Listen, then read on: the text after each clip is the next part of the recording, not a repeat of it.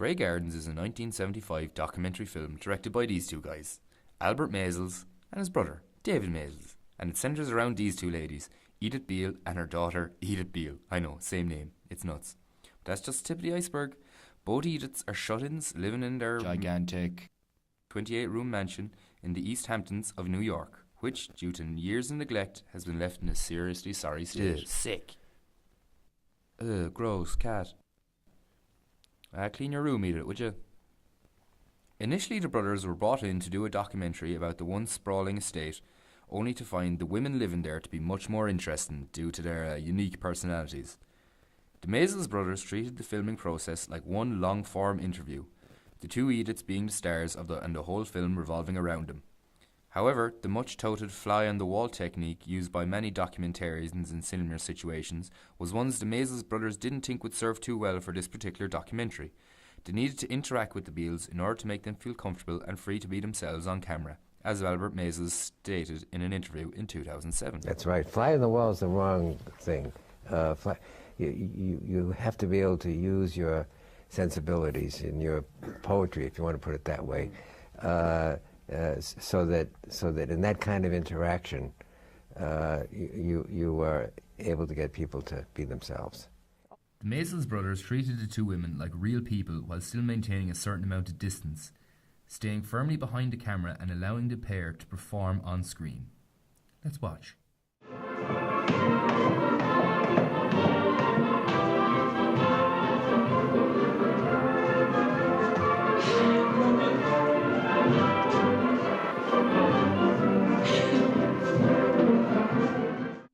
It's clear by simply watching the documentary that both Big Edie and Little Edie are totally at ease with the filming process, something I believe would have been almost impossible to achieve if the directors had just filmed without any interaction with the pair.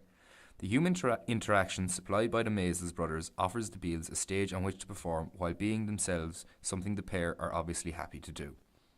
This is most notable when looking at Little Edie's interaction with the camera. Little Edie is by far the more performance-orientated person when compared with her mother.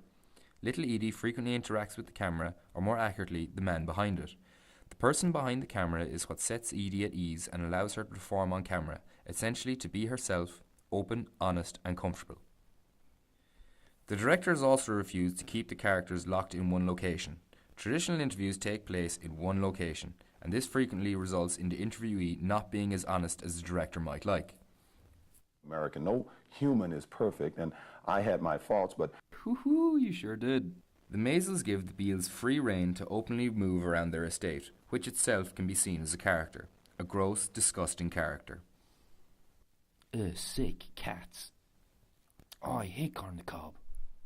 It's the best of both worlds scenario. The Maysles brothers are involved with their subjects to the extent that it enables the Beales to perform on camera while maintaining enough distance that the two women don't feel uncomfortable or intimidated by the camera. Grey Gardens is above all else a character-driven documentary.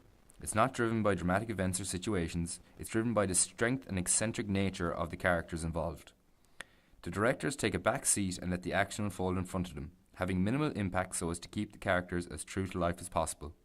Albert Maysles puts this best by invoking a famous quote by Orson Welles. It says that in a fiction film, the director is God. Mm-hmm.